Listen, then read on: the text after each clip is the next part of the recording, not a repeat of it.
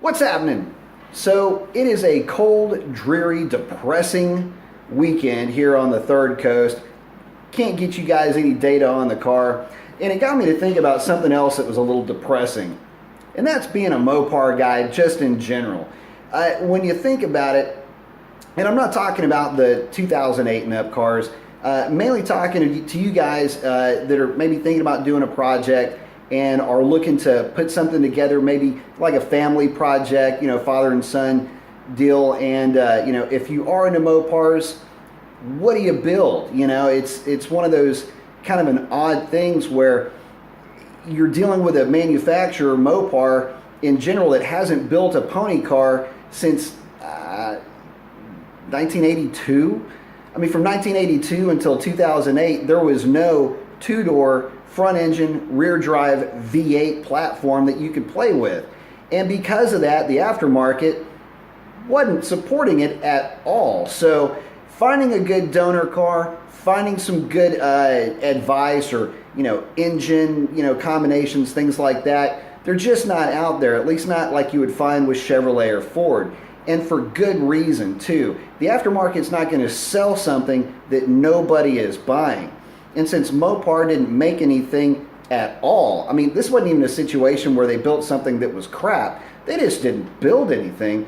It makes it really difficult to support the cause if you are inclined to do so. So it got me to thinking a little bit about the history behind it and just Mopar in general and where they stand in the whole timeline and the whole niche of things when you're talking about pony cars or modern, or at least for their time anyway, American muscle cars.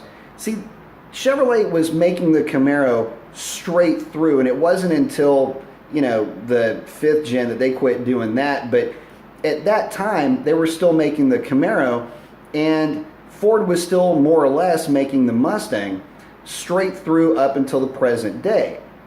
And Mopar, well, they kind of live in this weird twilight zone.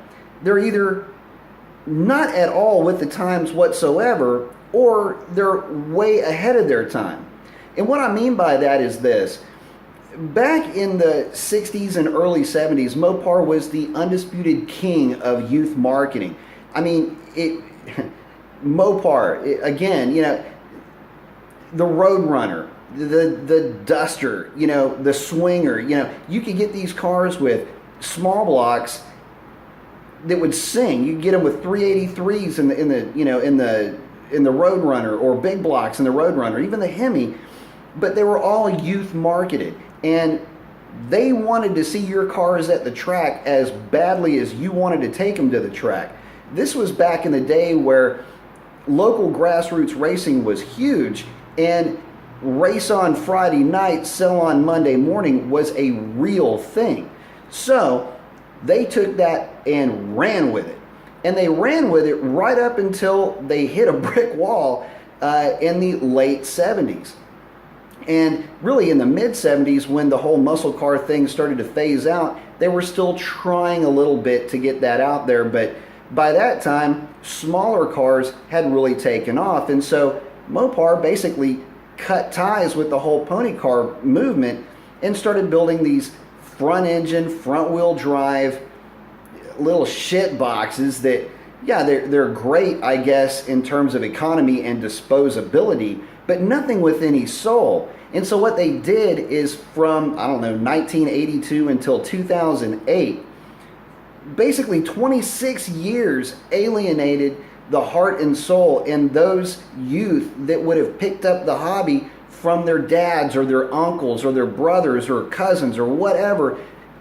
They lost that generation, and they basically alienated the guys that had supported them for so long as well. The guys that had bought the Roadrunners and the Dusters and the Darts and whatever they would have bought back in the 60s and early 70s, they've already traded that car on. And when they wanted to get back into the hobby or they wanted to do the next build, Mopar had nothing to offer, so they went with Chevrolet or they went with Ford. Forgot all about Mopar because Mopar, quite frankly, had forgotten all about them. Well, by forgetting about the buyers that had supported them back then, those then kids had kids of their own. And now, as they're passing that hobby down to their kids, as is the case with the car, hobby in and of itself, those kids knew nothing of Mopar except for maybe some stories that they may have heard from back in the day, but they can't relate to that. That's not of their era. They had nothing to look at and nothing to look forward to from that manufacturer. Out of sight, out of mind. Enter the Camaro, enter the Mustang, aftermarket support infinitely. Well, yeah, they're gonna definitely be moving in that direction, which leads me to look at Mopar from a different point of view. It's a shame that it took them 26 years to actually release the Challenger, and in 2016, now that platform is about 8 years old. It's time for something new. You can't keep relying on your past, the past that you actually let slip by, to further your brand moving forward. See, the problem here is that there's rumors that the Challenger and Charger 6.4 liter basically is going away. The big block, the Hemi name that you've marketed and coveted so greatly, Mopar, you're actually talking about letting that go. By letting that go, you are letting go future sales, future generations. They're only going to hear about what was as opposed to talking about what is. I certainly hope you don't make that mistake again. Now, granted, that platform is going to be potentially rumored to be the Alfa Romeo Giulia platform. And it's spelled with a G, and it's got a bunch of consonants in it, but it's pronounced Giulia. Look it up if you're not familiar with it. It's a badass little car, but it's a 6-cylinder twin turbo. And I get the prevailing winds are changing, and 6-cylinder turbos are a thing that we're going to be working with, which is great. Grand National, Typhoon, Cyclone, GTR, all 6-cylinder turbos and all legends in their own right. But Mopar, don't forget where you came from, and don't forget the fact that you lost 26 years worth of soul, heart, and really, market strengthening with the pony cars.